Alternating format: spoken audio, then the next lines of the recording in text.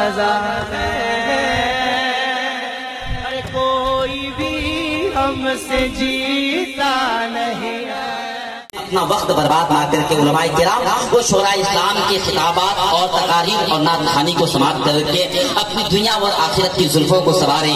اس وقت منبر نور پر خطیب الہند پیر طریقت علامہ سید اعجاز الحسن صاحب اللہ کی موجودگی میں چاہتا ہوں کہ ایک عظیم خطیب کو آپ کی سماعتوں کے حوالے کروں۔ وہ خطیب اگر نماز کے موضوع پر خطاب کرنے لگے گا تو مسجد کا شکم نمازیوں کی غذا سے بھر جائے گی۔ وہ خطیب اگر مانعین زکات پر ہونے والے عذاب پر ذکر کرے گا تو لوگ نمک کی صورت میں پگھل جائیں گے۔ وہ خطیب اگر قرآن شریف کی پاکیزہ رموز و اسرار کی گرہ کو کھولے گا تو لوگوں کی آنکھیں خوشیوں سے بھڑکنے لگیں گے۔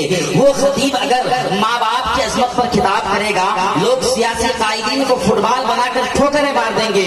وہ خطیب اگر رمضان کے روزے کی فضیلت پر خطاب کرنے لگ جائے گا تو لوگ جوش میں آ کر شعبان کے مہینے سے ہی روزہ رکھنا شروع کر دیں گے۔ اس خطیب کو خطیب اہل سنت امیر کشور خطابت ناشر مسلک اہل سنت و حق و صداقت و معرفت و اعلیٰ حضرت و تاج الشریعہ فیضان سیدی بابو حضور حضرت قاری اعجاز حسین صاحب قبلہ اس وقت منبر نور پر بیٹھے ہوئے ہیں۔ میں چاہتا ہوں کہ ان کو آپ کی سماعتوں کے حوالے کرنا چاہتا ہوں۔ کتنے لوگ ان کی تقریر کو سننا چاہتے ہیں؟ اپنے دونوں ہاتھوں کو اٹھا کر بتا دیں کہ کون کون گھر جانا چاہتے ہیں۔ میں چاہتا ہوں ذہنی ایکسیڈنٹ ہو سکتا ہے، محبتوں کے ساتھ میں چاہتا ہوں دونوں ہاتھوں کو اٹھائیں، ایک ہاتھ اپنی ماں کے نام پر، دوسرا ہاتھ اپنے باپ کے نام پر۔ ماں باپ اگر زندہ ہے تو ان کی عمر میں برکت کے لیے، اور اگر اس دنیا سے چلے گئے ہیں تو ان کی مغفرت کے لیے۔ اب میں دیکھنا چاہتا ہوں کون ایسی اولاد جو اپنی ماں باپ سے اپنی محبت کا اظہار کرتا ہے۔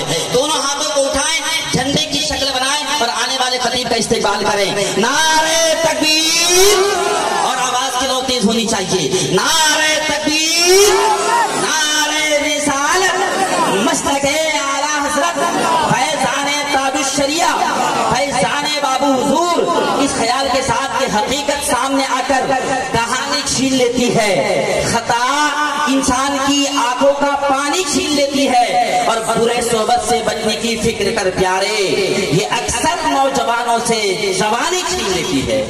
حضرت طلحہ رضا عاشقی جو اپنی خوبصورت آواز جو اچھے اشعار ہمارے سماعتوں کے دسترخوان میں پہنچا رہے تھے کہ علی کے ذکر کو اپنی پسند رکھا کر، علی کے ذکر کو اپنی پسند رکھا کر، نہیں پسند تو زبان اپنی بند رکھا کر، اور اگر چاہتے ہو زمانے میں سرفرازی ہو علی کے نام کا نعرہ بلند رکھا کر، اگر چاہتے ہو زمانے میں سرفرازی ہو علی کے نام کا نعرہ بلند رکھا کر۔ اسی علی اور آل رسول کی اولاد میں حضرت پیر طریقت سید اعجاز الحسن صاحب اس وقت منبر نور پر بیٹھے ہوئے ہیں۔ آج کچھ لوگ کہتے ہیں جب ہم اپنے بزرگان دین سے آل رسول سے محبت کرتے ہیں ان کے ہاتھوں کا بوسہ لیتے ہیں، ادب و احترام کے ساتھ کھڑے ہوتے ہیں، تو کچھ لوگ کہتے ہیں کہ یہ بریلوی لوگ پیر سے بہت ہی زیادہ محبت کرتے ہیں، آل رسول سے بہت ہی زیادہ محبت کرتے ہیں۔ شاعر نے کہا بہت سنبھل کر فقیروں پہ تبصرہ کرنا، بہت سنبھل کر فقیروں پہ تبصرہ کرنا، یہ لوگ پانی بھی سوکھی ندی، بہت سنبھل کر فقیروں پہ تبصرہ کرنا، یہ لوگ پانی بھی سوکھی ندی سے پیتے ہیں۔ حضرت مولانا عبدالحلیم صاحب قبلہ بیٹھے ہوئے ہیں۔ آل رسول کے خاندان کا مقام عظمت کیا ہے کہ جو کوئی ان کی عظمتوں کے شب پہ سازش کرنے لگتا ہے میرا رب اس پہ انگاروں کی بارش کرنے لگتا ہے، اور جمال حق رحمت بن کر چھا جاتا ہے محفل پر۔ نبی کا خان وعدہ جب سفارش کرنے لگتا ہے، نبی کا خان وعدہ جب سفارش کرنے لگتا ہے۔ اس وقت آپ دیکھ رہے ہیں منبر نور پر خطیب اہل سنت مفکر اسلام حضرت سید اعجاز الحسن صاحب قبلہ بیٹھے ہوئے ہیں۔ ساتھ ہی ساتھ خطیب شاعر ملک ہندوستان حضرت غلام احمد رضا صاحب قبلہ سے ہم نے ملاقات کیا۔ حضرت طلحہ رضا عاشقی خوبصورت نعتیہ شاعری کو ہم نے سماعت کی۔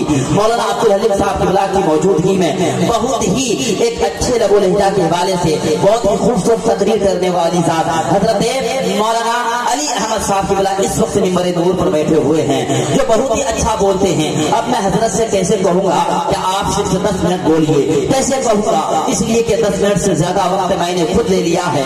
اب میں اتنا ضرور کہہ سکتا ہوں سرکار اعلیٰ حضرت کی روح سے اجازت لے کر کہ کام وہ لے لیجیے آپ کو جو راضی کرے۔